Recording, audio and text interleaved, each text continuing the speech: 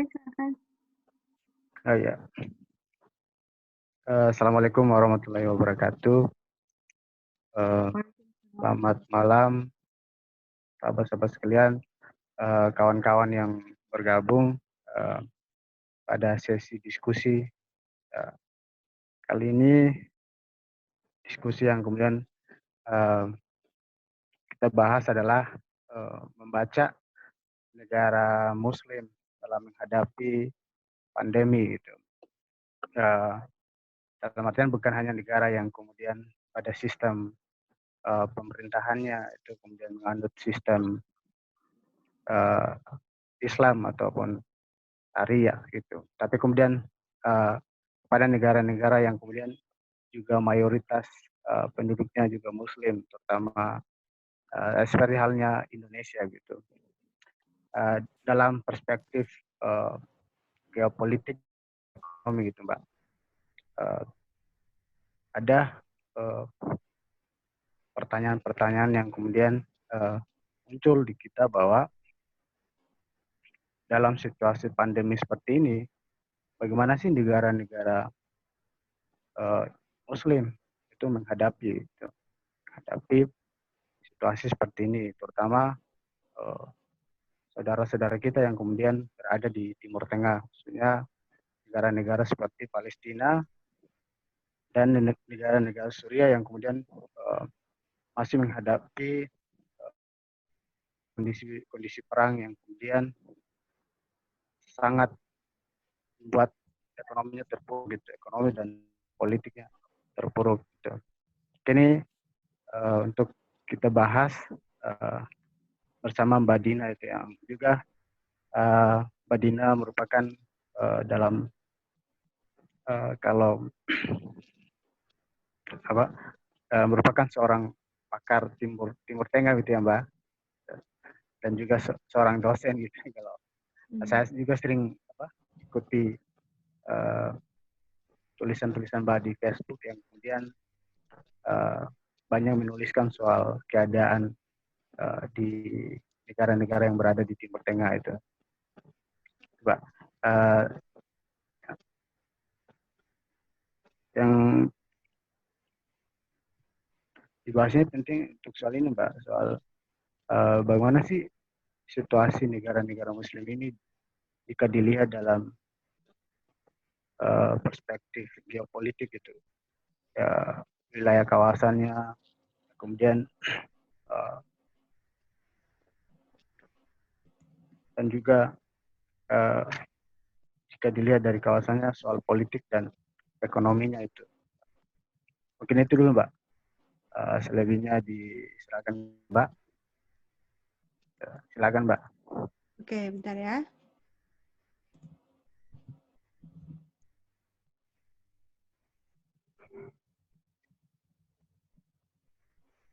Saya mau ini ya, share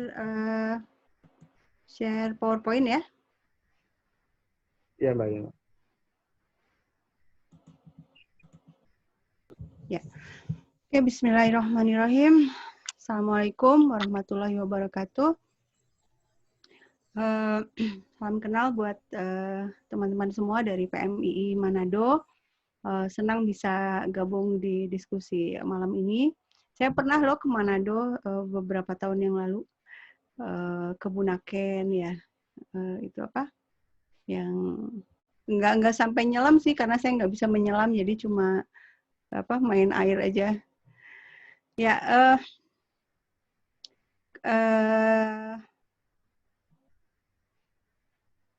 ya, bahasan kita hari ini, malam ini itu tentang bagaimana negara-negara Muslim di tengah pandemi, baik dari sisi geopolitik maupun geoekonomi.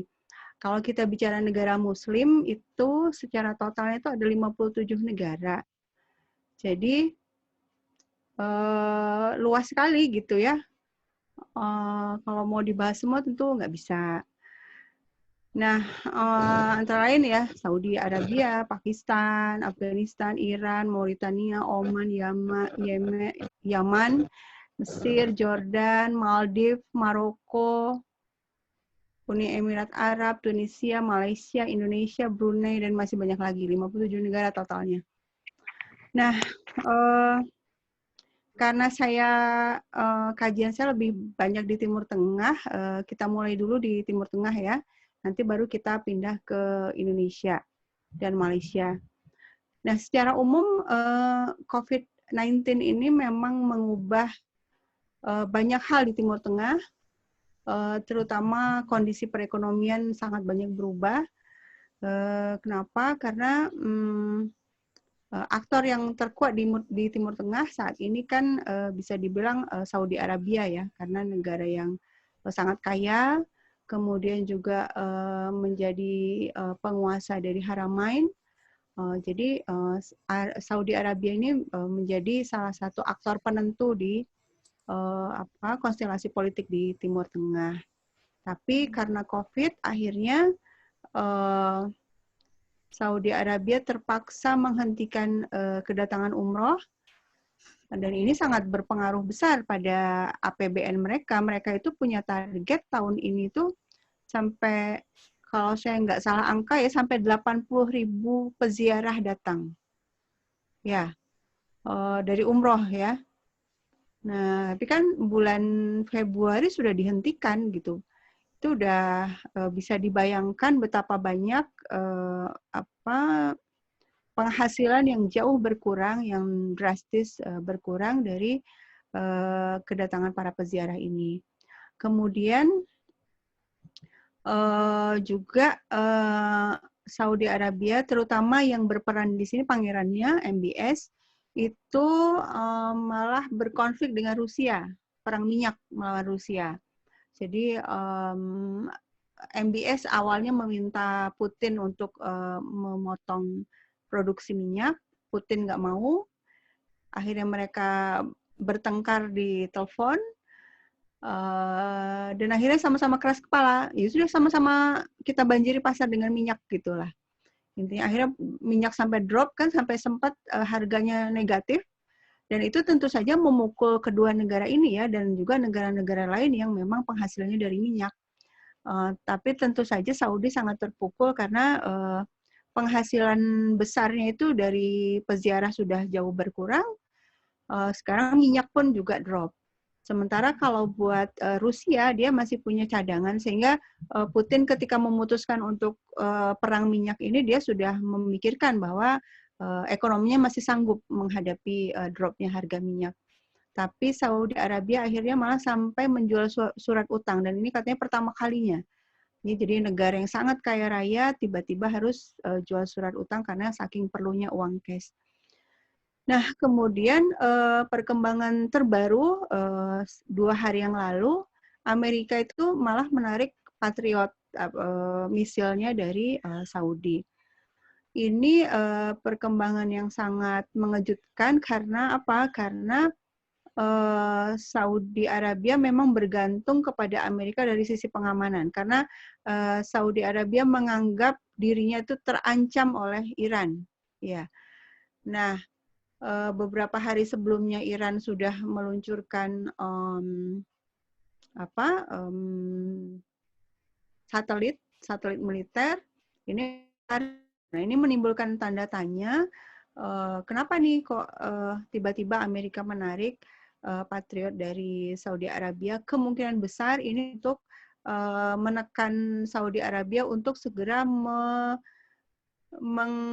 memotong habis-habisan produksi minyaknya supaya harga naik lagi. Karena dengan harga yang jatuh sekarang itu banyak pebisnis di Amerika yang kesulitan, yang akhirnya sangat rugi. Jadi caranya supaya minyak naik lagi, ya Saudi Arabia yang membanjiri pasar harus berhenti membanjiri pasar gitu. Jadi kalau supply dikurangi, tentu harga bisa naik lagi. Kemungkinan ini bentuk tekanan Amerika kepada Saudi supaya minyaknya dikurangi gitu. Nah, kemudian di Suriah gimana? Di Suriah tidak banyak perubahan, ya. Jadi pandemi ini tidak memberikan banyak perubahan bagi konstelasi di Suriah. Amerika tetap malah memberikan bantuan kepada para jihadis di Suriah. Turki juga tetap menaruh pasukannya di sana. meskipun dalam kondisi gencatan senjata.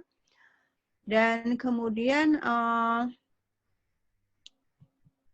kalau di Libya gimana? Contohnya, Libya juga dalam kondisi seperti ini, perang masih terus berlanjut, negara-negara yang berkonflik tetap mengirimkan pasukannya. Di Libya ini ada ini ada 7 orang di waiting room, nggak di-approve. Ada 8 sekarang. Pengen bergabung katanya. Tak.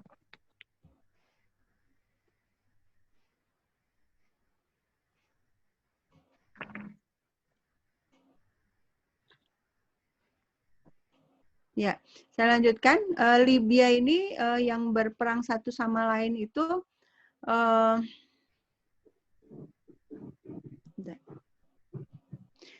ada 2 faksi besarnya, Khalifa Al-Hattar melawan Fayez Al-Serraj. Nah, dua-duanya itu punya pendukung masing-masing. Jadi ini perang yang sudah terinternasionalisasi, bukan hanya perang internal orang Libya saja. Khalifah itu didukung oleh Prancis, Mesir, Uni Emirat Arab, Jordan, Rusia, dan kemudian Amerika. Amerika kemungkinan main di 2 kaki. Sementara kalau Fayez Al-Serraj itu Amerika didukung Amerika, Inggris, PBB secara resmi mendukung Fayez Al-Serraj ini, kemudian Qatar, Turki, dan Italia. Dan ini masih terus berlangsung, jadi pandemi tidak menghentikan konflik di sana. Kemudian kalau Turki gimana? Nah, Turki saat ini menjadi negara yang tingkat infeksinya tertinggi di Timur Tengah. Jadi orang yang kena COVID-nya itu paling tinggi di Timur Tengah, di mana? Di Turki gitu. Tapi menariknya korban meninggalnya sangat rendah. Jadi kalau orang terinfeksi COVID kan belum tentu meninggal gitu kan. Kemudian ditanya kan, ada media Prancis, France 24 itu mewawancarai pejabat di sana.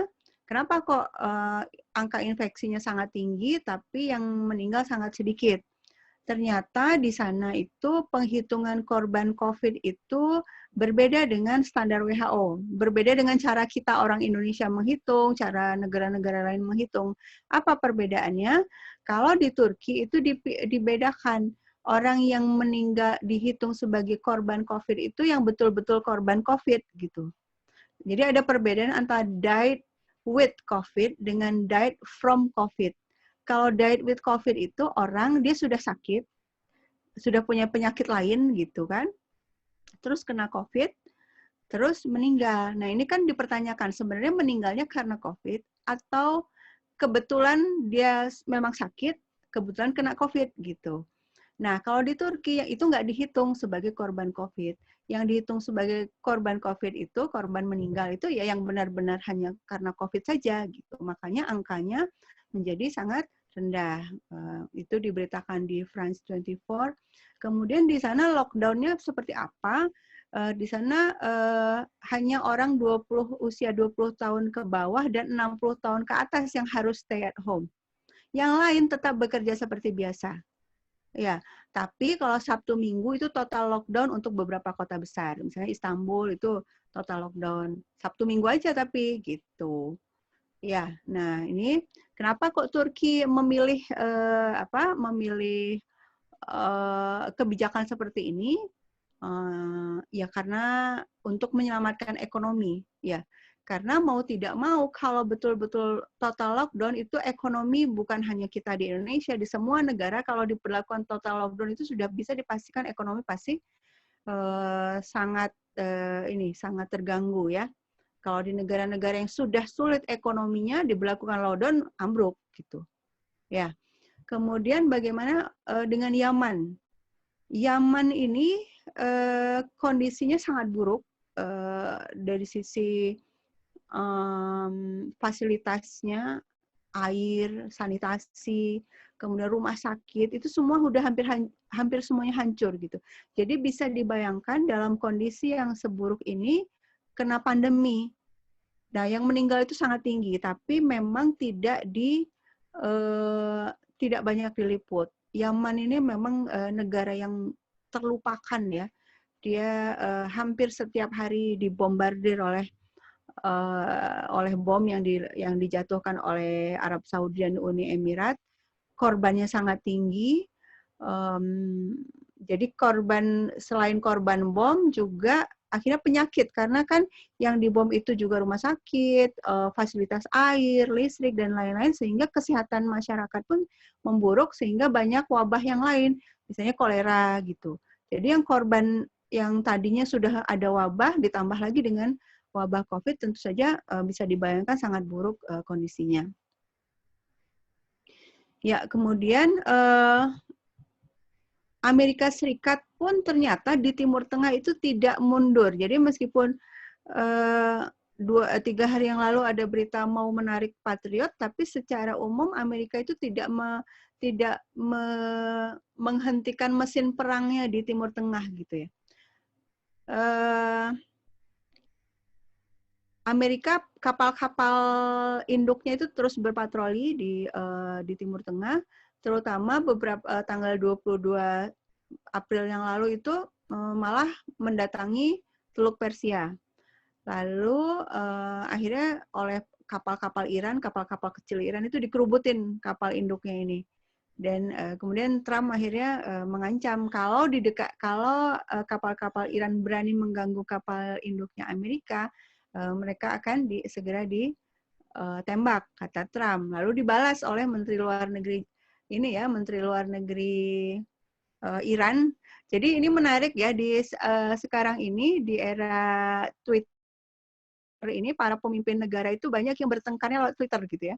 Kalau dulu kan bertemu dulu atau kirim delegasi dulu satu sama lain gitu kan. Ada negosiasi yang berbiaya mahal. Sekarang nggak, langsung di Twitter aja saling mengecam, saling mengancam gitu kan. Kemudian dibalas oleh Menteri Luar Negeri Iran, loh yang datang ke tempat kami itu Amerika gitu kan. Jadi jarak antara Amerika dengan Teluk Persia itu, nah ini nih dari Jawad Syarif ngomongnya gini nih, ya. Kalau mau bicara soal Teluk Persia, perhatikan peta ini, kata Jawad Syarif. Jarak antara Amerika dengan Teluk Persia itu 7.592 mil. Sementara jarak Iran dengan Teluk Persia 0 mil. Artinya apa loh? Ini tuh rumah kami gitu ya. Teluk Persia itu rumahnya orang Iran. Kenapa orang Iran yang dianggap mengganggu? Justru yang datang, kapal asing yang datang ke Teluk Persia justru yang harusnya dipandang sebagai pengganggu, sebagai pengancam di kawasan gitu. Jawabannya sih Syarif gitu ya. Jadi artinya kalau ininya tuh kondisi di Timur Tengah tuh meskipun pandemi tapi konflik terus berlangsung meskipun eskalasinya berkurang. Jadi misalnya kayak Irak itu kan sempat memanas karena mereka menginginkan agar tentara Amerika keluar dari Irak. Tapi setelah tiba-tiba datang COVID-19 ya mereka sibuk dengan urusan COVID gitu ya. Jadi urusan Amerika terlupakan. Nah sekarang kalau kita mau memandang Timur Tengah, sebenarnya Timur Tengah itu adalah negara-negara yang lemah sebenarnya. Hampir semua itu negara lemah. Bahwa ada sebagian kaya raya iya, tapi lemah dari sisi sangat bergantung pada negara-negara di pusat.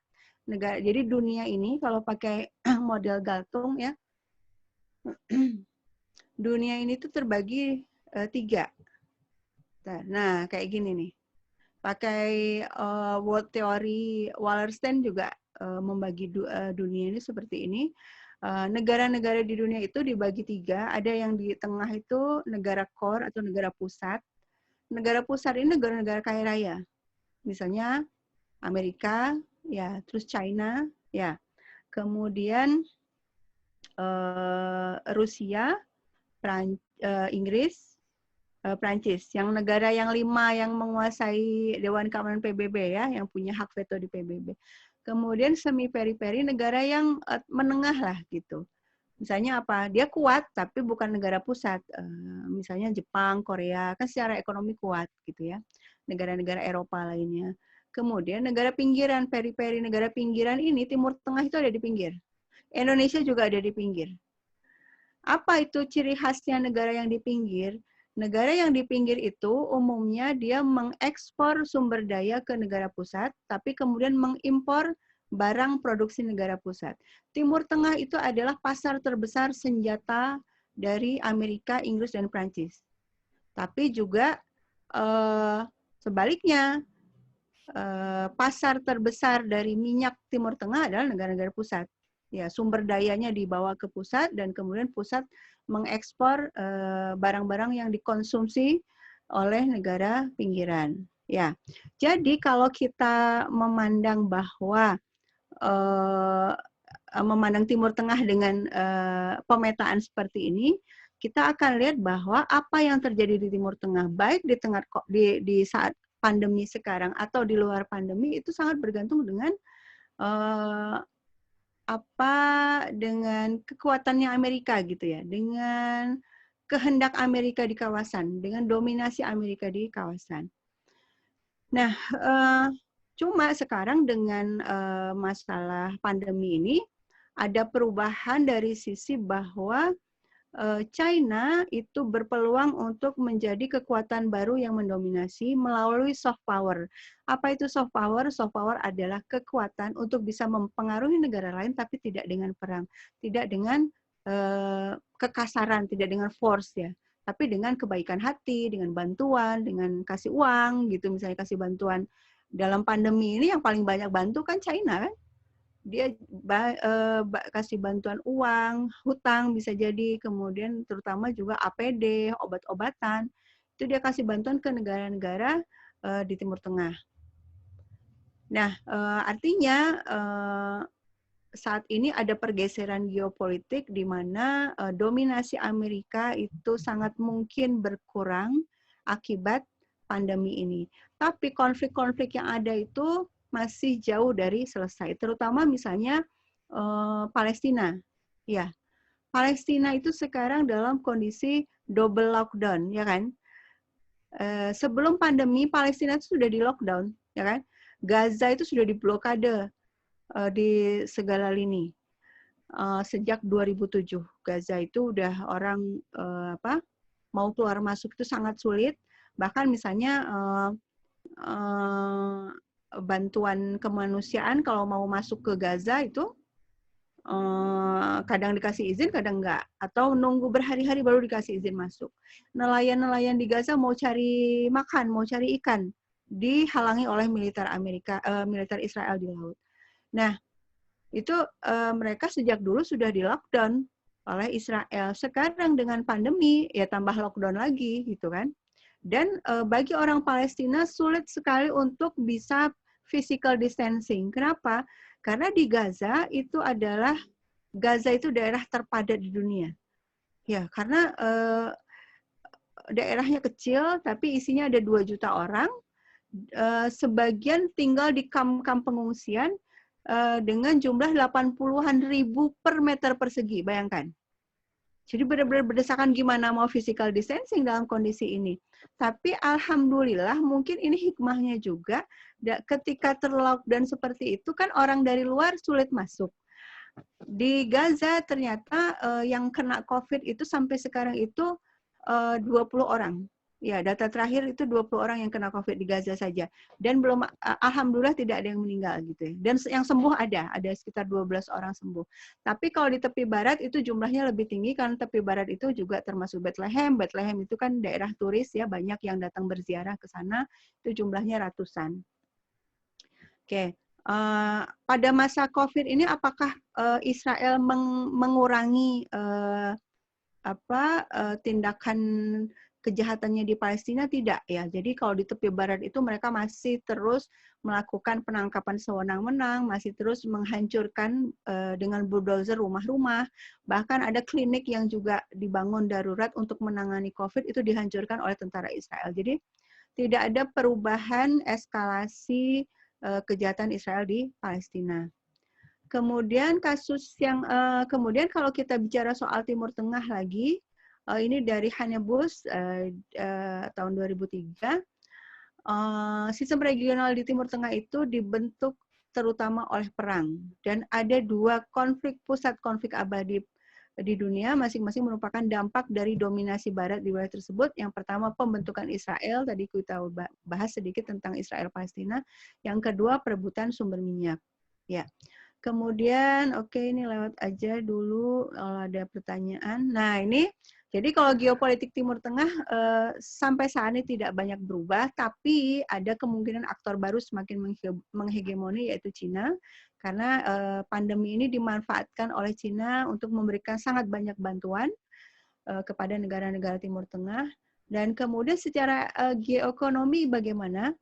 Dari sisi minyak, karena harga, kan ya? Oke. Ya, kalau dari sisi minyak memang harga minyak jatuh, tapi tetap ada kan yang mengambil keuntungan dari sisi ini gitu ya. Cuma memang lebih banyak lagi yang rugi, terutama negara Timur Tengah sendiri. Tapi secara umum kalau lockdown terus berlangsung, itu diramalkan akan terjadi transfer kekayaan global. Kenapa? Karena akan sangat banyak perusahaan yang bangkrut. Nah, yang bangkrut ini pasti ada yang beli. Ya kan? Yang beli adalah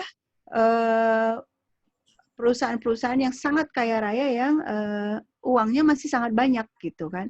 Secara geoekonomi diramalkan kalau lockdown terus berlanjut ya. Alhamdulillah kayaknya udah mulai banyak nih yang memberontak ke negara-negara kan. Udah mulai relaksasi. Kemungkinan akan terjadi transfer kekayaan global. Kecuali bila negara-negara segera mengoreksi kebijakannya. Nah, Amerika yang tadinya lockdown, sekarang kan sudah tidak lockdown lagi. Itu Wall Street langsung bagus lagi ininya, angkanya gitu ya. Kemudian sekarang kita pindah ke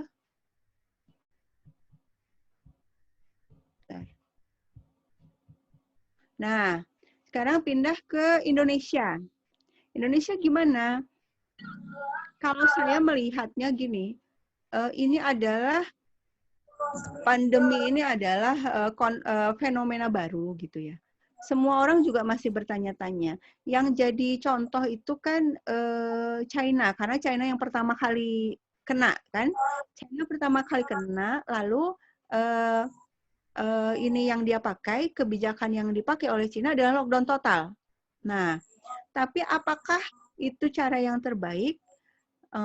Kalau lihat di negara-negara Eropa ternyata tidak semuanya mengikuti China gitu kan. Misalnya ini Swedia itu nggak pakai lockdown total gitu kan. Terus kalau kita lihat Jepang sama Korea juga tidak lockdown gitu loh. Jadi Indonesia itu sepertinya di awal-awal masih ada kegamangan dari sisi apa yang harus dilakukan. Kalau suara-suara publik itu yang banyak, terutama di media sosial juga ada beberapa tokoh juga itu berkeras pengen lockdown gitu kan. Padahal kondisi kita sangat berbeda dengan China misalnya. Atau, nah kalau Vietnam gimana? Katanya Vietnam lebih baik. Ternyata Vietnam itu bukan lockdown di dalam negeri, tapi yang di lockdown itu negaranya gitu. Jadi orang dari luar nggak bisa masuk, tapi di dalam negerinya tidak lockdown. Jadi artinya lockdown itu bukan kebijakan satu-satunya yang efektif. Bahkan sekarang suara anti lockdown sudah banyak terdengar gitu. Nah, kebijakan versusnya apa? Ini ada yang disebut imunitas kekebalan imunitas gitu. Ini kan masalah kedokteran ya, lebih baik Anda bacalah apa sih kekebalan imunitas itu. Nah, sepertinya kalau Indonesia itu tolong dong dimatiin, saya terganggu ya kalau ada suara lain. Kemudian yang juga jadi gini, saya terdistraksi barusan. Jadi Indonesia awalnya gamang mau apa ini harus dilakukan gitu kan. Tapi kegamangan ini menurut saya bisa dipahami dari sisi bahwa semua negara juga gamang gitu ya. Bahkan Amerika yang negara yang adidaya juga gamang gitu kan, berubah-ubah kebijakannya gitu.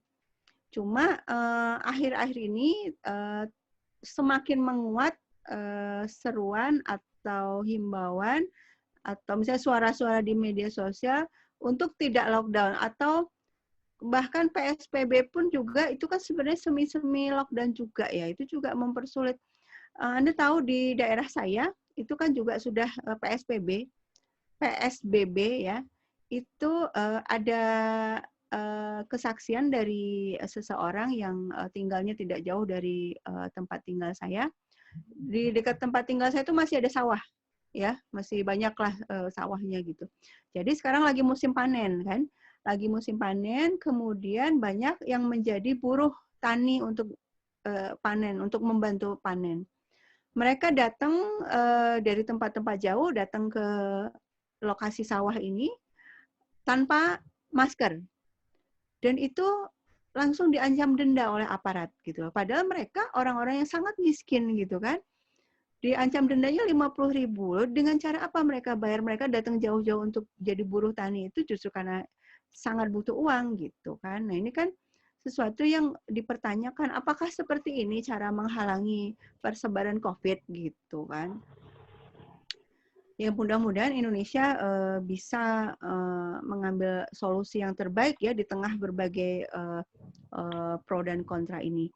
Nah, cuma yang kemudian kita khawatirkan adalah kecenderungan untuk menambah utang, karena inilah yang dikhawatirkan yang tadi saya bilang transfer kekayaan global itu salah satunya adalah melalui pemberian utang.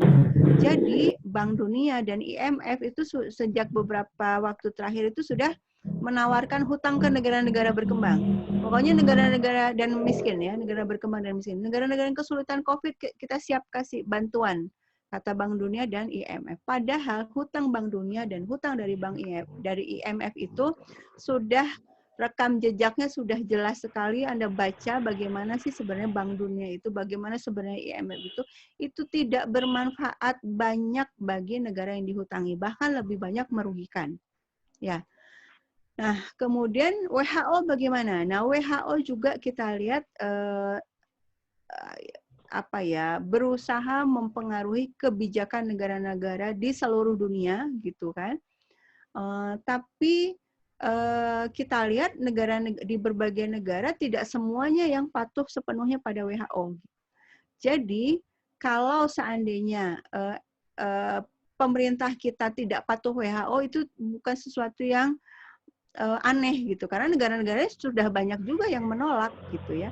WHO menyarankan lockdown, apa nggak berpikir soal ekonomi misalnya gitu kan? Siapa yang akan jadi gini, jadi ketika lockdown seperti disarankan oleh WHO akan sangat banyak orang yang jatuh sakit, jatuh miskin bukan karena COVID tapi karena kelaparan gitu kan, karena ekonominya hancur gitu.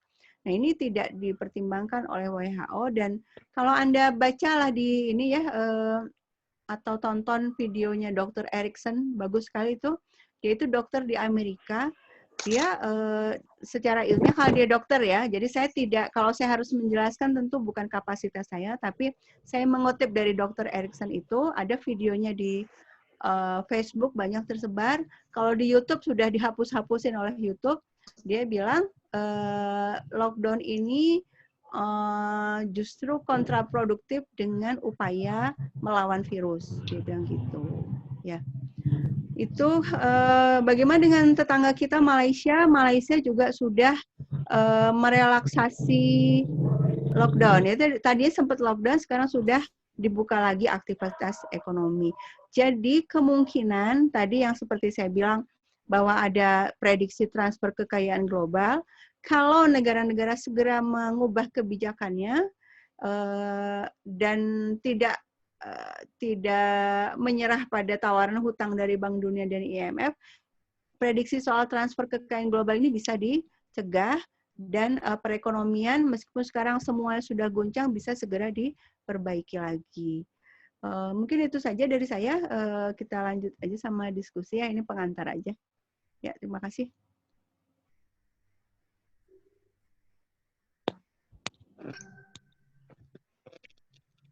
Terus,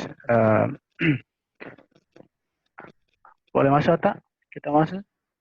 di Timur Tengah yang kemudian dalam situasi pandemi ini juga mereka diperhadapkan dengan situasi perang juga gitu Pak. Jadi double dia punya penderitaannya gitu Mbak. Seperti Suriah dan Libya yang kemudian harusnya dalam situasi seperti ini ya fokus di penanganan pandemi gitu kan. Tapi negara-negara yang kemudian terlibat di situ juga kemudian tidak mau menarik pasukan dan sebagainya juga itu Mbak. Itu yang saya catat tadi.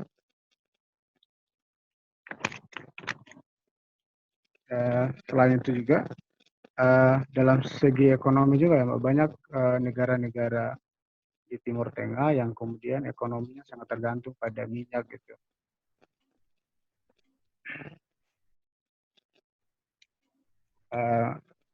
Pada teman-teman, sahabat-sahabat, ada yang mau bertanya atau menyampaikan sesuatu?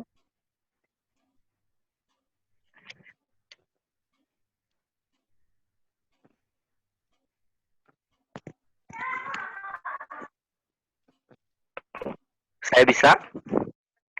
Halo, tes. Ya, mungkin langsung saja Pak, diserahkan kepada penanya ya Mbak. Oke ya, silakan. Ya, terima kasih. Assalamualaikum warahmatullahi wabarakatuh. Waalaikumsalam warahmatullahi. Terima kasih atas kesempatan. Bersyukur sekali bisa berdiskusi langsung dengan Mbak Dina. Jadi selama ini saya sering membaca tulisan-tulisan Mbak Dina lewat status di Facebook. Gitu. Begini Mbak, terkait dengan pandemi COVID-19 yang melanda dunia, sebenarnya ada beberapa informasi yang saya coba cari sebagai bahan perbandingan gitu. Misalnya, saya selain membaca tulisan-tulisannya Mbak Dina, saya juga sering membaca tulisannya Daru Anugrah yang di grup geopolitik internasional itu. Saya juga beberapa kali menonton video yang diposting di Mardigu WP itu.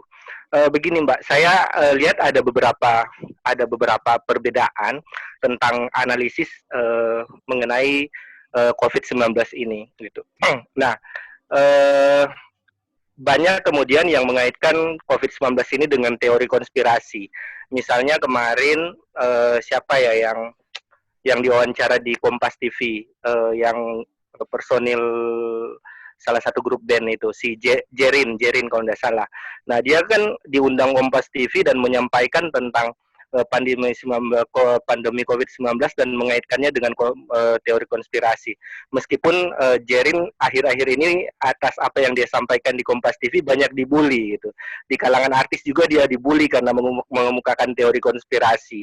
Terakhir tadi saya baca dia justru ditantang oleh Ahmad Dhani dan Felix Xiao gitu karena teorinya tentang dia menyampaikan tentang agama konspirasi itu. Nah, begini Mbak Dina, dari beberapa literatur yang saya baca, ada yang mengatakan bahwa pandemi COVID-19 ini merupakan skenario yang dimainkan oleh elit global. Nah, ini kurang lebih bahasan-bahasan yang disampaikan oleh Human Illuminati gitu. Jadi ada elit global yang bermain memberikan ketergantungan kepada negara-negara melalui COVID-19 ini yang ujung-ujungnya memberikan ketergantungan hutang ya. Aktor-aktornya ya WHO dan IMF gitu. Nah, tapi kemudian saya melihat di narasi yang mereka bangun adalah bahwa sebenarnya semua ini korban gitu. Semua negara yang ada di dunia ini korban gitu. Nah, saya mencoba membandingkan dengan beberapa tulisan Mbak Dina dan Daru Anugrah. Saya sebenarnya nggak tahu Daru Anugrah ini siapa gitu, tapi saya rutin mengikuti tulisan-tulisannya di Facebook. Di situ lebih cenderung mendorong bahwa COVID-19 ini sebenarnya adalah skenario yang dimainkan oleh Amerika gitu, Nah, bahkan beberapa tuduhan yang dilontarkan untuk memojokkan Cina dengan dalih bahwa COVID-19 ini berawal dari Cina dan ini diawali oleh tentara Amerika yang ikut pekan olahraga di Wuhan. Setelah mereka balik kemudian muncullah virus corona ini. Selanjutnya ada ini dilatar belakangi oleh perang dagang antara Amerika dan Cina itu. Nah, dua narasi ini yang berbeda. Nah, sebenarnya saya ingin Mbak Dina menjelaskan sebenarnya seperti apa narasi yang sebenarnya ini.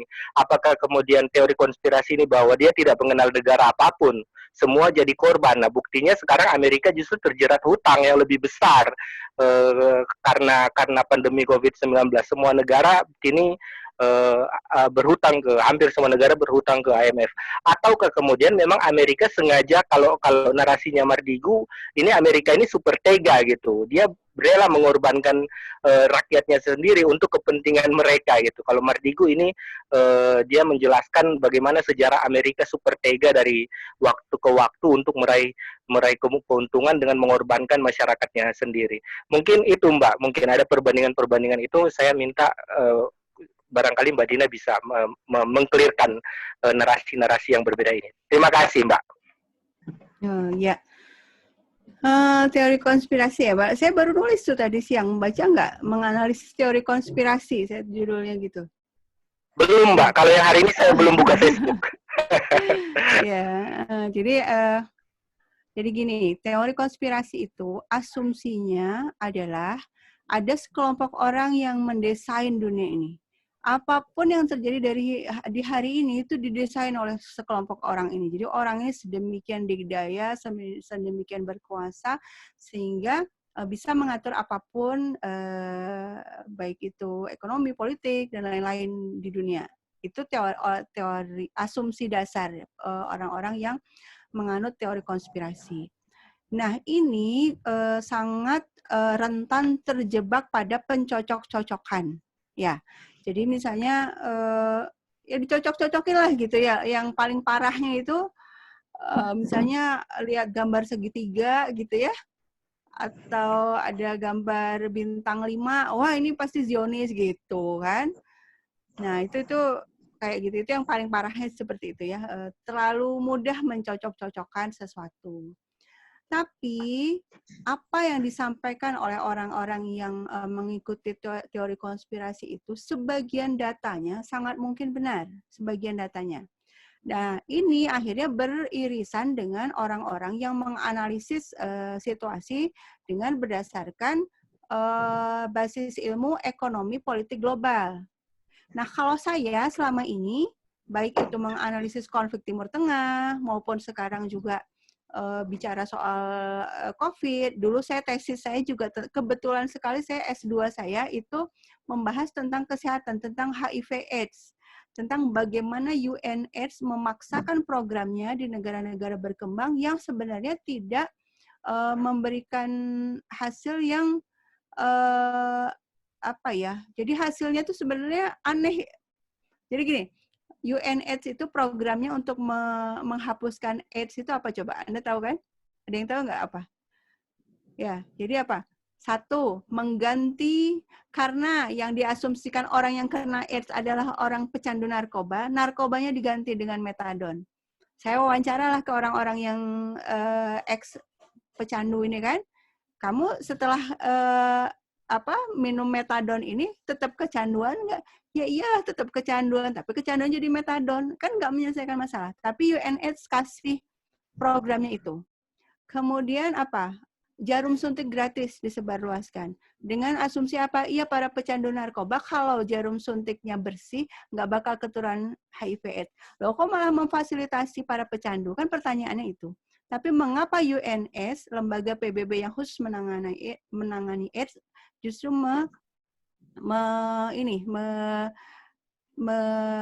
merekomendasikan program itu. Kalau lembaga-lembaga di Indonesia, LSM, NGO tidak pakai program itu, nggak keluar duitnya. Nah, gitu ya. Jadi kalau orang-orang balik lagi untuk COVID, saya dan banyak orang lain itu sebenarnya bukan pakai teori konspirasi, tapi pakai ekonomi politik global. Apa asumsinya ekonomi politik global itu? Bahwa tidak ada aktivitas ekonomi yang berdiri sendiri, yang terjadi di ruang kosong. Pasti ada frame politiknya. Politik dan ekonomi itu berjalin berkelindan. Nah, ini memang beririsan nanti dengan teori konspirasi, tapi ada bedanya gitu. Bedanya di asumsi tadi kan. Nah, kemudian yang pertama, kalau orang yang menggunakan teori ekonomi politik global, itu pertanyaannya pertama, apakah ada sekelompok orang yang ingin menguasai ekonomi dunia? Ya ada, jelas gitu kan. Kalau misalnya big oil, perusahaan-perusahaan minyak, ingin nggak menguasai minyak dunia? Ya iya ingin. Bahkan mereka sampai membiayai perang itu apa? Ya karena ingin menguasai kan gitu. Big pharma, perusahaan farmasi, apakah ingin menguasai menguasai suplai obat-obatan dunia? Ya iya ingin. Ya nggak mungkin ada perusahaan besar tapi tidak mau udahlah sedikit saja kita dapat profitnya, nggak mungkin gitu. Nah itu pertama. Jadi bahwa ada yang ingin menguasai ekonomi dunia ya ada pasti gitu kan. Itu sesuatu yang logik banget gitu. Yang kedua, apakah perekonomian dunia saat ini dikuasai oleh segelintir orang? Iya. Ya, ini bukan teori konspirasi, ada datanya. Ya, ada datanya. Credit Suisse, salah satunya. Credit Suisse itu lembaga finansial terkemuka loh. Jadi masuk dalam sistem kapitalisme global, mereka yang lapor bahwa 1% populasi dunia itu menguasai setengah dari kekayaan di dunia ini. Ya berarti betul kan ada perekonomian dunia ini dikuasai oleh segelintir orang. Orang pengikut teori konspirasi juga bilang yang sama. Jadi beririsan di sini gitu ya. Nah, kemudian apakah mereka itu orang-orang yang kaya raya, yang super kaya raya, yang 1% tadi itu, dia itu bisa mengakumulasi kekayaannya itu dengan by design? Atau secara alami saja mereka kaya raya. Oh ya karena kami kerja keras makanya kami bisa sekaya ini. Nggak mungkin. Kalau bisa sampai 1% orang menguasai 50% kekayaan dunia, pasti dia by design. Tadi, asumsi ekonomi politik tadi. Bahwa tidak ada kegiatan ekonomi yang tidak bercampur atau tidak dilakukan dalam frame politik. Ya, apa misalnya yang dilakukan oleh orang-orang terkaya di dunia ini untuk bisa mengakumulasi kekayaan? Misalnya saja contoh gampangnya IMF ya. IMF itu kalau mau ngasih hutang ke negara berkembang, itu ada syaratnya. Syaratnya apa? Privatisasi. BUMN harus dijual. Terus yang beli siapa? Ya orang-orang kaya dunia. Tambah kaya lagi mereka. Sementara negara yang berhutang sudahlah berhutang dari IMF kehilangan pula perusahaan-perusahaan yang seharusnya memberikan penghasilan buat diri mereka. Ya. Dan kemudian seterusnya ada lagi yang disebut epistemic community. Ini ada di bahasanya di hubungan internasional. Baca literatur HI ketemu. Epistemic community. Apa itu? Itu adalah komunitas para pakar yang berperan penting dalam tercapainya konsensus di organisasi internasional. Jadi WHO ketika memutuskan harus lockdown, itu siapa yang memutuskan? Siapa yang merekomendasikan? Yaitu para pakar yang ada di WHO gitu. Terus para pakar yang lain yang anti lockdown kok nggak didengar suaranya oleh WHO? Karena para pakar yang anti lockdown tidak masuk ke dalam epistemic community ini. Nah, apakah epistemic community kemudian bisa dimanfaatkan oleh orang-orang terkaya di dunia itu untuk kepentingan bisnis mereka? Ya sangat mungkin.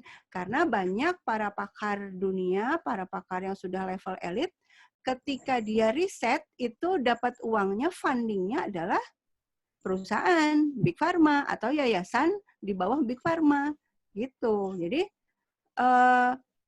artinya dengan ekonomi politik global itu, dengan paradigma ekonomi politik global itu terjelaskan bahwa banyak hal di dunia ini, termasuk juga COVID, itu memang punya motivasi bisnis. Perang Suriah Iya, kalau perang Suriah banyak yang bilang, wah ini perang antar mazhab. Tapi kalau orang ekonomi politik global, enggak, pasti ada bisnisnya. Ini sebenarnya di balik ini bisnis. Dan saya buktikan memang, di buku saya buktikan benar kok, emang di balik ini bisnis. Ada perebutan jalur pipa minyak, jalur pipa gas, ada perebutan sumber daya alam. Ya, tapi nanti ada perbedaannya dari sisi, kalau orang teori konspirasi, misalnya yang ala Jering itu mungkin ya, saya sebenarnya nggak terlalu tidak nonton penuh dia tuh ngomong apa, cuma dengar-dengar aja. Perbedaannya kalau orang yang teori konspirasi itu yang tadi saya bilang mencocok-cocokkan gitu. Jadi tidak dibangun dengan Mardigu juga saya pernah tuh nulis mengkritisi dia. Jadi tidak dibangun dengan paradigma teoritis yang jelas gitu kan. Dicocok-cocokin lagi. Oh kalau kayak gini berarti kayak gini. Oh kalau kayak gini berarti tafsirnya gitu. Jadi menafsirkan semaunya. Problem utamanya di situ. Kalau kita orang akademisi nggak seperti itu. Harus ada paradigma yang jelas, harus ada teori yang jelas, mau dipakai apa, mau dianalisis dengan cara apa fenomena yang ada. Ya, mungkin itu ya, panjang sekali jawaban saya. Ya, jelasnya Anda bacalah di Facebook saya, di fanpage saya itu saya tulis yang barusan saya tadi omongin itu. Ya. Ya Mbak. Masih ada lagi yang mau bertanya?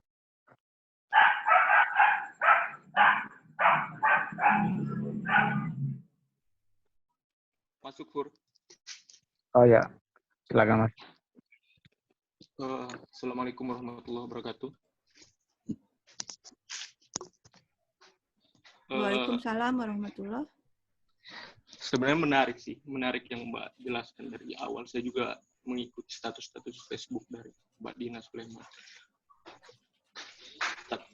Begini Mbak, di dalam panduan politik luar negeri Indonesia kan harusnya sudah jelas panduannya. Tracknya sudah jelas. Politik luar negeri Indonesia itu harusnya yang diamanatkan oleh konstitusi adalah politik luar negeri bebas aktif. Dan jika kita tidak berpijak di situ, maka akan terjadi kalau kasus dalam kasus pandemi kita kasus flu burung itu Siti Fadilah Supari menjadi pelajaran bangsa ini, menjadikan bangsa ini harusnya tidak gampang percaya pada setiap negara maupun organisasi internasional. Nah, yang saya ingin tanyakan adalah bagaimana kesiapan Indonesia, Mbak? Maksudnya di situasi-situasi kayak begini harusnya Indonesia itu bersikap seperti apa atas dasar kesadaran geopolitik, ekonomi politik global harusnya yang disikapi atau yang menjadi kebijakan bangsa ini, bangsa dan negara, baik dalam situasi kayak begini ataupun 5 sampai 10 tahun bahkan 30 tahun sampai 2045 lah harusnya itu seperti apa, Pak? Mohon dijelaskan, Pak. Terima kasih. Assalamualaikum warahmatullahi wabarakatuh. Waalaikumsalam warahmatullahi. Ya kalau harusnya ya sebenarnya tadi Anda sudah menjawab sendiri ya, harusnya bebas aktif gitu kan, harusnya mandiri, harusnya tidak mau dikooptasi oleh siapapun gitu kan. Kalau khusus untuk masalah pandemi ini, betul tadi yang dikatakan oleh Saudara Hajir, tahun 2005 Indonesia itu pernah kena flu burung ya. Ya. Nah, flu burung ini waktu itu WHO itu merekomendasikan obat namanya Tamiflu dan harganya cukup mahal, tidak ada pula di pasar gitu kan. Kemudian yang menarik atau yang apa ya, yang baru terungkap soal flu burung ini terkait dengan WHO itu adalah pada waktu itu ternyata berdatanganlah para pedagang rapid test ya, sama kayak sekarang juga pakai rapid test kan, tapi dulu flu burung sekarang COVID. Nah, waktu itu kata Ibu Menteri Siti Fadilah, ada di bukunya, Anda baca deh bukunya, bagus banget bukunya. Judulnya Saatnya Dunia Berubah judulnya. Nah, beliau cerita detail sekali kejadian demi kejadian di seputar kasus flu burung itu. Nah, kemudian WHO itu ternyata mewajibkan negara-negara untuk kirim virusnya ke WHO. Jadi kan misalnya Indonesia kena virus flu burung. Vietnam juga kena virus flu burung. Negara-negara lain juga kena virus flu burung. Nah, semua negara itu disuruh ngirim virus yang ada di Indonesia, di negara masing-masing. Kan virus itu kalau sudah pindah negara, kemungkinan berubah ya. Kalau kata Bu Siti di bukunya, strain-nya berubah gitu ya. Saya bukan orang sains, bukan orang kedokteran. Ya, saya mengutip saja apa kata beliau ya. Nah, strain virus yang ada di Indonesia ini diwajibkan oleh WHO dikirim ke WHO dan kemudian tidak transparan ini virusnya dijadikan apa. Dan sangat mungkin akhirnya dikirim ke perusahaan vaksin. Dan itu bukan cuma mungkin ya, memang itulah yang terjadi. Kemudian perusahaan vaksin bikin vaksin hasil virus yang didapat dari negara-negara yang kena virus tadi, kemudian dijual ke negara yang kena virus ini. Ya, kan tidak adil. Virusnya datang dari Indonesia misalnya. Terus dibawa ke perusahaan vaksin. Perusahaan vaksin bikin vaksin, dijual lagi ke Indonesia. Nah, itu yang kemudian dilawan oleh Ibu Siti Fadilah Supari. Tapi cara melawannya, karena ini keputusan WHO, ketetapan di WHO, cara melawannya adalah melalui sidang WHO juga, gitu kan. Jadi di sidang itu, wah itu sidangnya juga penuh lika-liku, di buku itu diceritakan dengan detail bagaimana ada upaya penjegalan, gimana sampai bahkan tiket pesawatnya pun waktu itu tiba-tiba di-cancel. Sehingga dipastikan dia terlambat datang ke sidang. Tapi alhamdulillah si ketua sidangnya juga terlambat juga datang dari Paris. Akhirnya sama-sama terlambat, sidangnya dimulai terlambat juga kan. Nah, akhirnya berhasillah Bu Siti Fadilah berpidato waktu itu. Nah, sekarang COVID juga bagaimana? Ya, COVID juga sudah jelas ya memang ada tekanan dari WHO, itu udah jelas terhadap semua negara juga WHO melakukan tekanan, harus ini, harus itu gitu kan. Bukan cuma ke negara berkembang. Salah satunya ke Swedia. Contoh kasus menarik itu Swedia. Swedia itu kan negara kaya ya. Tapi mereka memutuskan tidak lockdown. Ya, Anda lihat videonya di YouTube terlihat jalan biasa aja kayak gitu kan orang-orang. Tapi tetap ada physical distancing gitu ya, tetap jaga jarak ada, tapi normal, aktivitas ekonomi berjalan dengan normal. Nah, mereka itu ternyata tetap ditekan juga, dikecam habis-habisan juga, kenapa kok nggak lockdown gitu. Sampai-sampai akhirnya Menteri Luar Negerinya pidato, kami itu juga susah kok gara-gara COVID ini, banyak yang ekonominya hancur, banyak yang jadi pengangguran, akhirnya bikin pernyataan seperti itu mereka gitu kan. Karena saking besarnya tekanan yang diterima karena tidak mengikuti saran WHO. Nah, terus kita gimana Indonesia ya? Itu berpulang pada kita sendiri gitu ya, pada orang-orang yang sekarang menjabat. Dan suatu saat mungkin ada di antara Anda yang juga jadi pejabat, ya ingat-ingatlah diskusi kita hari ini gitu ya. Bahwa kemandirian itu penting untuk dijaga. Mudah-mudahan kita doakan para pemimpin kita juga berani untuk mandiri, berani untuk mengambil keputusan-keputusan yang memang terbaik untuk bangsa ini. Itu aja dari saya.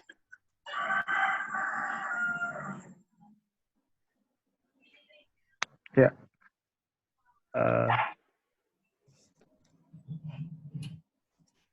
Masih ada lagi, Mbak?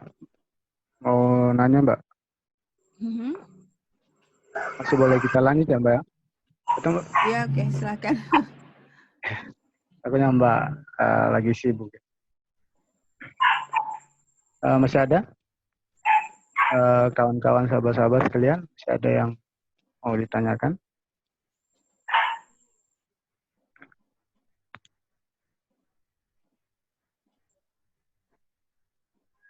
Masih ada?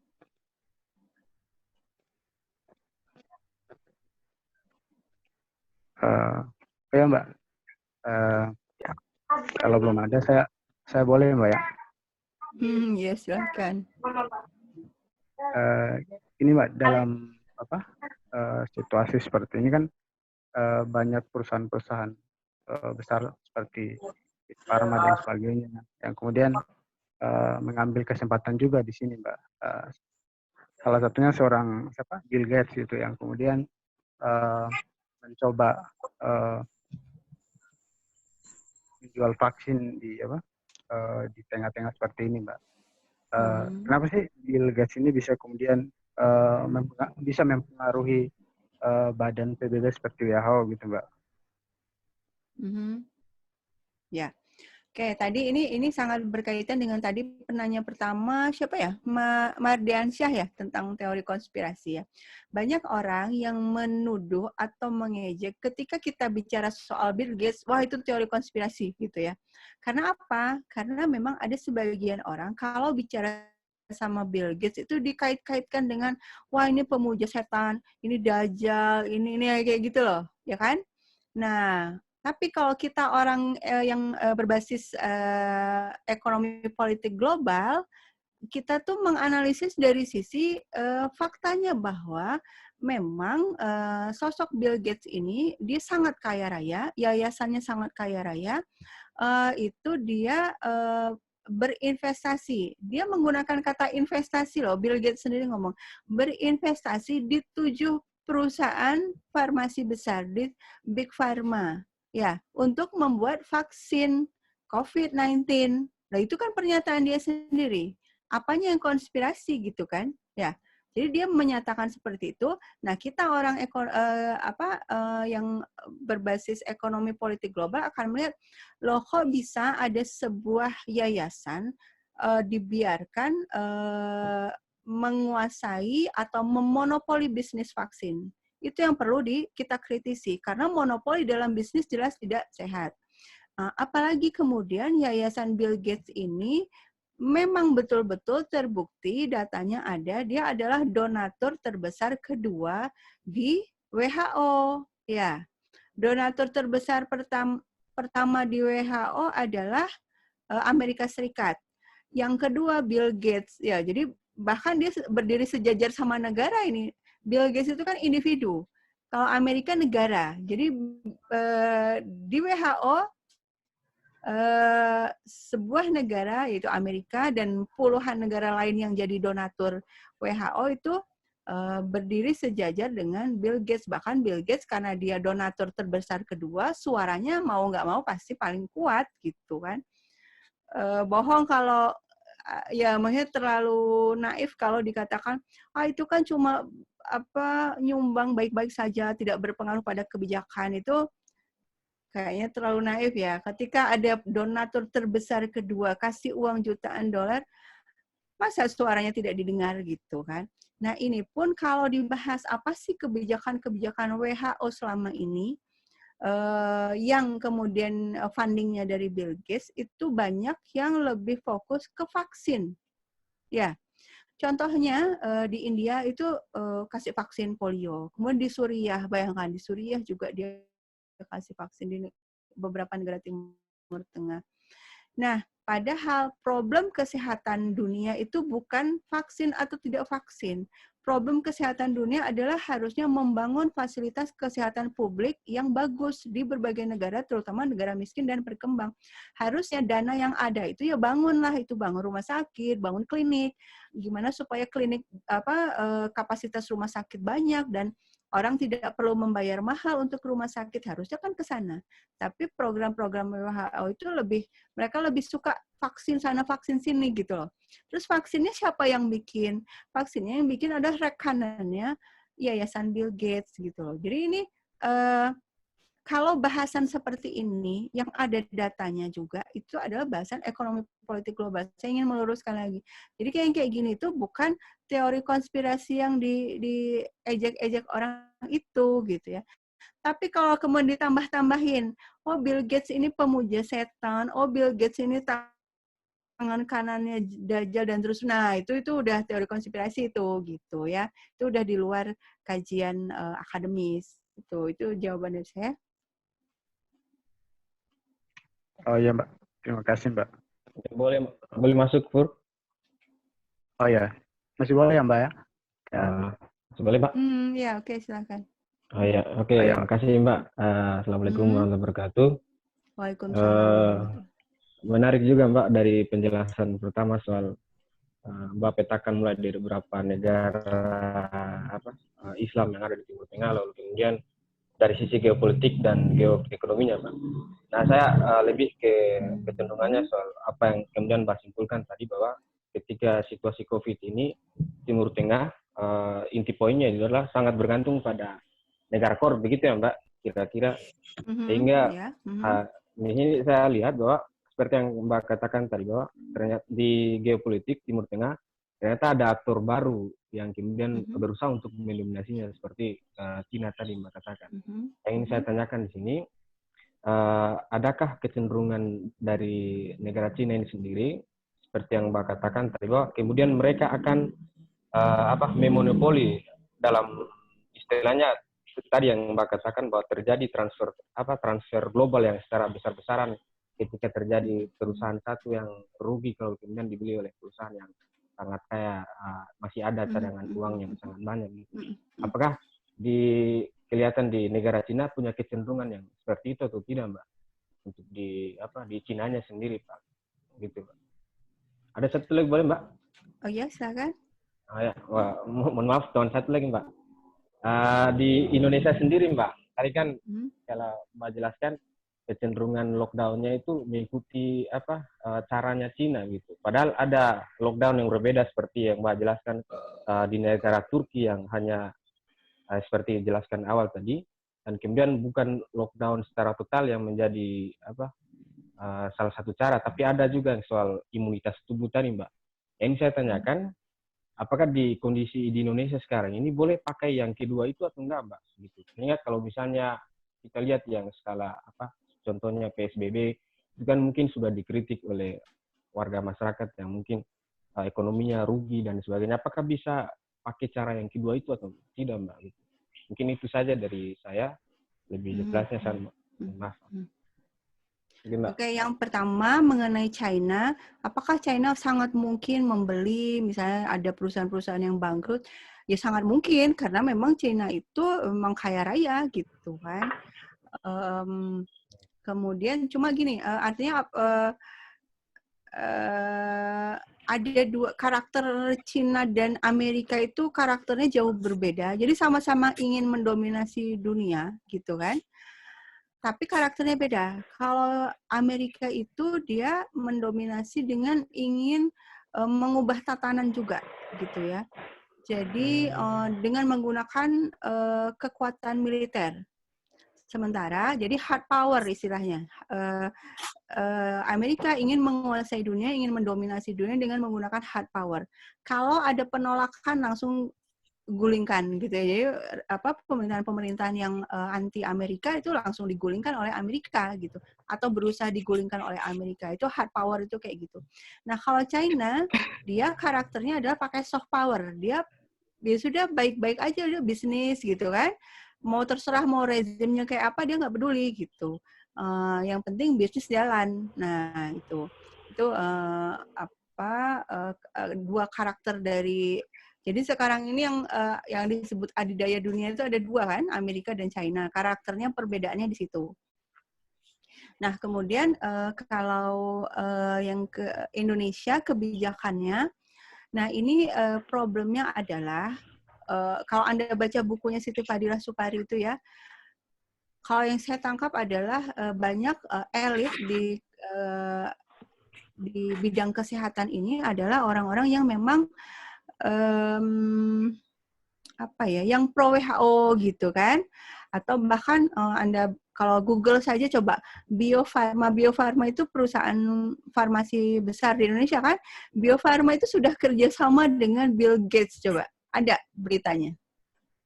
Ya, jadi ketika orang-orang elit kita, orang-orang yang mengambil keputusan kita masih banyak didominasi oleh orang-orang yang pro WHO, bahkan juga kemudian bekerja sama dengan Bill Gates, dan misalnya Anda tahu Bill Gates, yayasannya Bill Gates itu juga sudah bekerja sama dengan berbagai universitas di Indonesia gitu.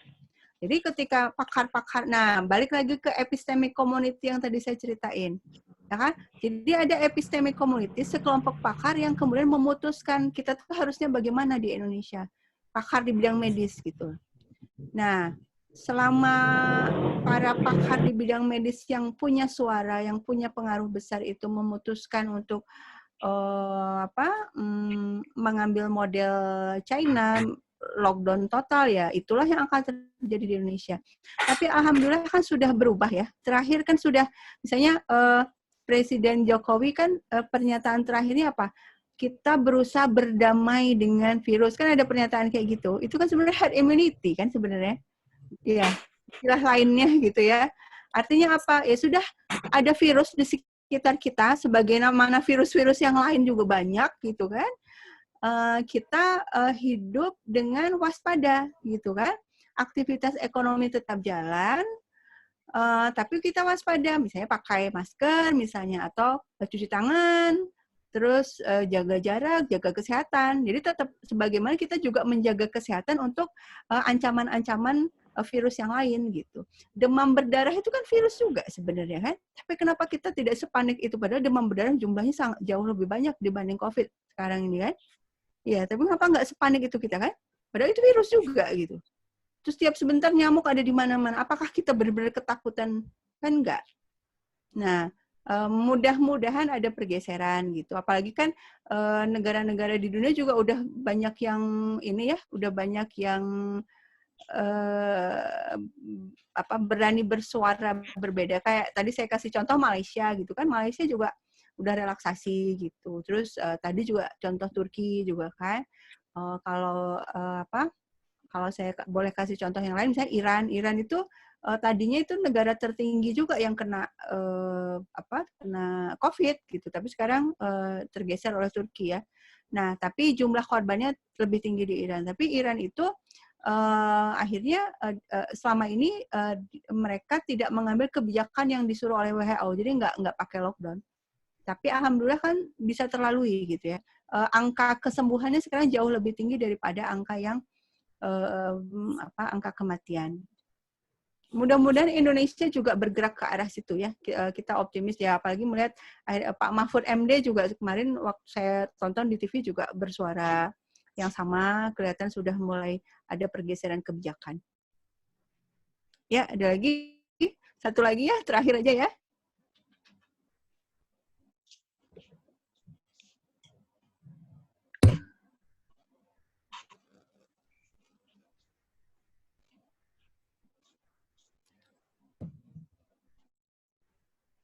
Ya.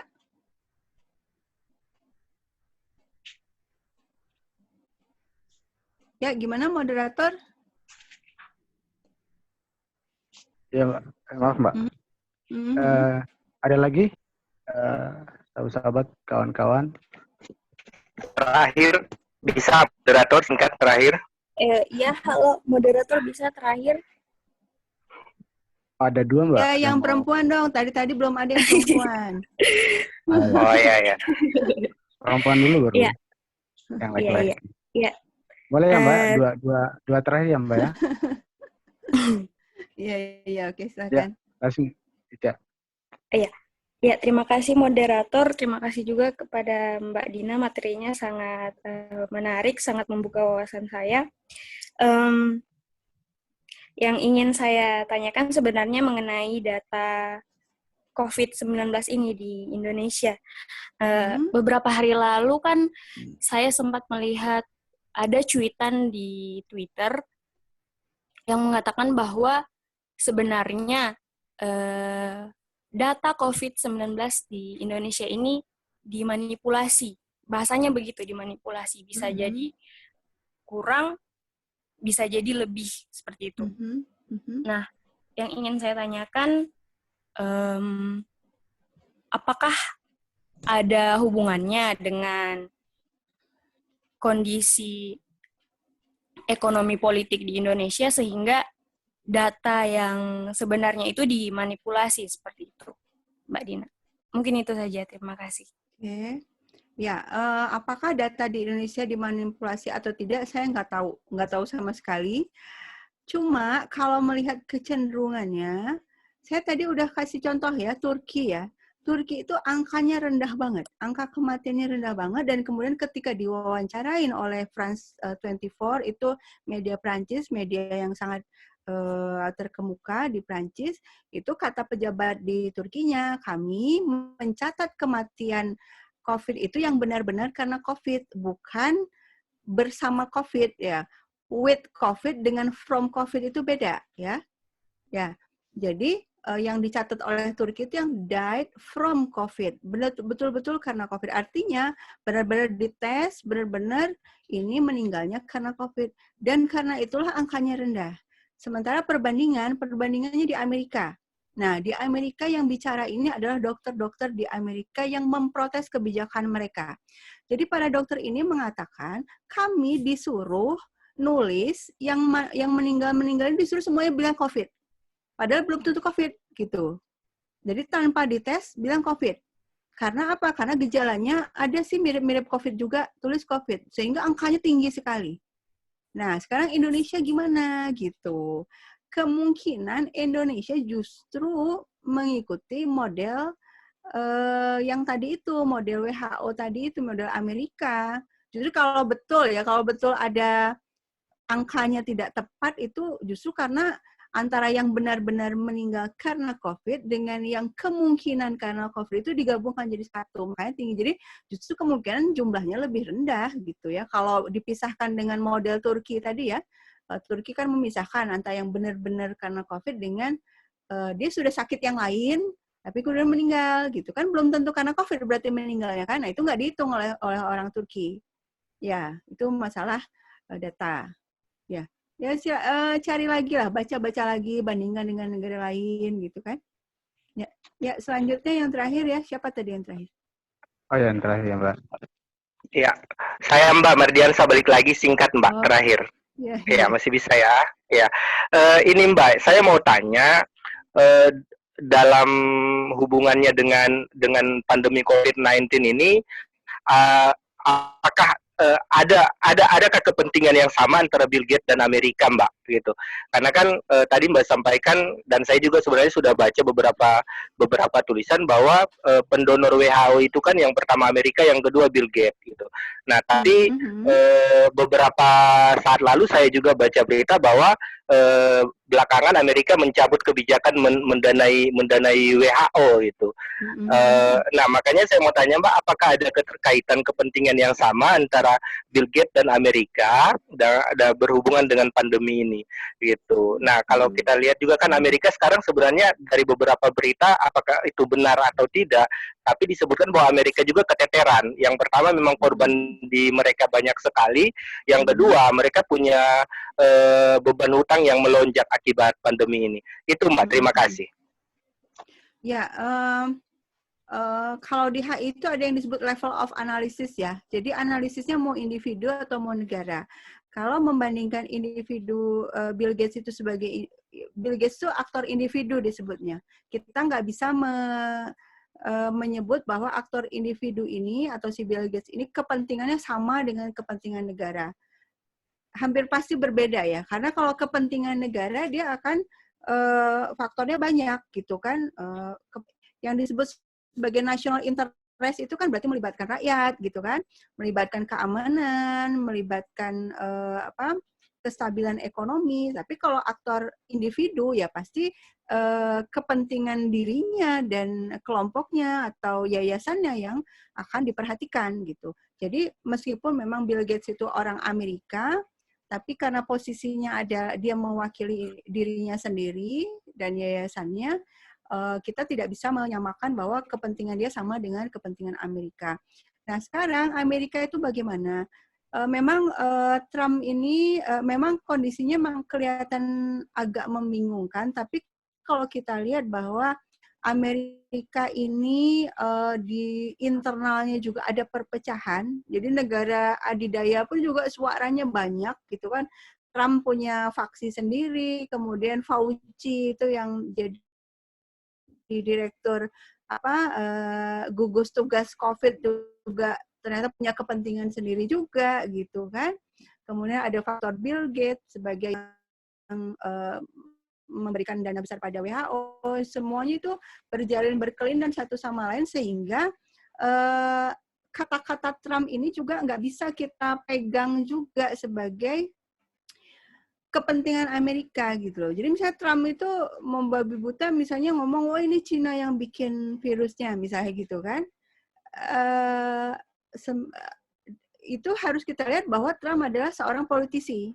Ya, dia bicara itu untuk apa sih gitu. Sebentar lagi juga mau pemilu gitu kan. Kita juga harus memotret pernyataan-pernyataan Trump itu dari sisi itu. Dia sekarang ini kan dalam kondisi babak belur lah di media ya, dianggap tidak kapabel untuk mengurus COVID. Nah, dia berusaha meningkatkan ke Cina, kesalahan ke Cina gitu. Nah, kemudian sekarang ketika Amerika juga dianggap punya kepentingan dalam sisi bahwa dia negara adidaya, memaksakan kepentingannya kepada negara-negara lain, tapi kok di COVID kok kayak kedodoran gitu. Nah, ini juga bisa kita lihat dari sisi memang fasilitas kesehatan di Amerika itu ditanganinya juga dengan sangat sangat aneh. Tadi saya udah sebut ya video Dr. Erickson, itu disebutkan bahwa dokter-dokter yang tidak menangani COVID itu disuruh cuti. Jadi rumah sakit itu full hanya untuk ngurusi COVID. Harusnya kan tertangani sebenarnya. Nah, tapi kenapa muncul berita tidak tertangani? Nah, itu juga jadi tanda tanya besar. Makanya untuk Amerika ini saya pikir makanya kalau orang yang pakai teori konspirasi kan bilang Amerika, nah itu tuh sulit bisa kita terima karena ternyata kompleks di dalamnya gitu kan. Harus kalau saya masih menunggu, saya lebih suka sudah tunggu dulu, nanti biasanya akan terbuka apa sih sebenarnya yang terjadi di Amerika itu sendiri. Tapi yang jelas balik lagi ke pertanyaan tadi, apakah kepentingan Bill Gates sama dengan kepentingan Amerika? Enggak gitu. Itu dua hal yang berbeda, dan Trump sendiri juga terlihat kan dia bertengkar juga satu sama lain dengan tokoh-tokoh yang lain karena dia punya kepentingan politiknya sendiri juga. Nah, makanya yang disebut ke Amerika itu sebenarnya apa sih gitu kan? Apakah itu rakyat? Apakah itu elit? Nah, itu. Jadi kita perlu hati-hati ketika membuat analisis soal ini. Itu jelas nggak? Atau masih malah memunculkan pertanyaan baru ini? Jelas, Mbak. Terima kasih. Iya. Udah 1,5 jam nih. Iya, Mbak. Gimana moderator? Mungkin itu sebagai penanya yang terakhir ya, Mbak. Karena mungkin ada kesibukan lain juga banyak. Tapi Mbak, sebelum menutup, kami minta ini Mbak, closing statement dari Mbak.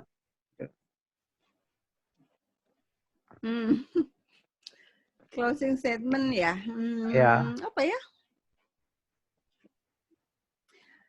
Kalau saya sih, saya juga sering sampaikan juga di tulisan-tulisan saya, kita itu perlu melatih diri untuk berpikir merdeka gitu ya.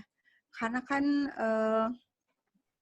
khusus untuk masalah pandemi ini kan informasi itu masih terus datang yang baru gitu ya. Kalau kita tiba-tiba di awal sudah menutup diri gitu, itu kan kita jadi kehilangan kesempatan untuk menerima informasi yang lebih baru, yang lebih siapa tahu lebih benar gitu kan.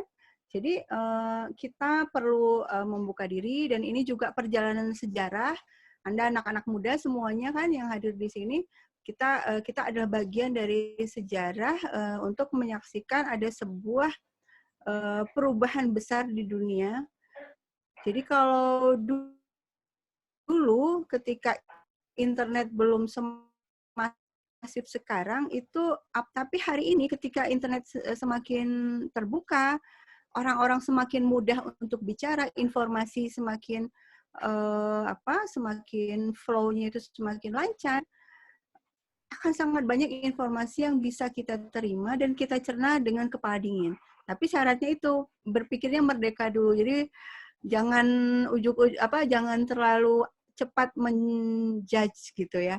Jadi kalau kita berpikir merdeka, mudah-mudahan ketika ini berlalu kita bisa mengambil hikmah yang sangat besar, dan ketika Anda nanti jadi pejabat, jadi orang yang mengambil keputusan, Anda bisa menjadikan kejadian saat ini sebagai pengalaman berharga, sehingga nanti Anda mengambil keputusan yang terbaik untuk bangsa ini. Ya, hidup PMII. Ya, terima kasih banyak ya Mbak atas waktu dan pengetahuannya yang kami menyadari sekali Mbak bahwa walaupun banyak orang yang kemudian mengatakan Mbak buat apa berbicara soal sesuatu yang ada di dataran internasional itu, yang jelas-jelas itu berbeda realita dengan yang ada di sekitaran kita itu. Tapi nyatanya bahwa kita adalah penduduk global itu, yang kemudian apapun yang terjadi secara internasional itu kemudian berdampak terhadap kita yang ada di nasional maupun karena kita mengamini bahwa kita adalah masyarakat global gitu. Ya, kami ucapkan banyak terima kasih. Semoga ke depannya kita bisa berdiskusi lagi Mbak. Ya, kami, insya Allah. Atas nama anak-anak PMI Manado itu banyak mengucapkan banyak terima kasih buat Mbak. Ya, sama-sama. Ya, dulu. Terima kasih kepada sahabat-sahabat, teman-teman yang kemudian bergabung pada diskusi pada malam hari ini. Semoga pengetahuan ini menambah wawasan kita untuk kemudian menghadapi zaman hari ini, terutama situasi global yang kemudian makin dinamis gitu, karena katanya si Cina sekarang kemudian lebih mendominasi gitu. Oke. Kita akhiri. Terima kasih. Assalamualaikum warahmatullahi wabarakatuh. Waalaikumsalam warahmatullahi wabarakatuh. Terima kasih Mbak Dina. Sama-sama. Udah ya, saya Terima kasih Mbak. Ya, sama-sama. Terima kasih Mbak. Ya. Sampai ketemu lagi.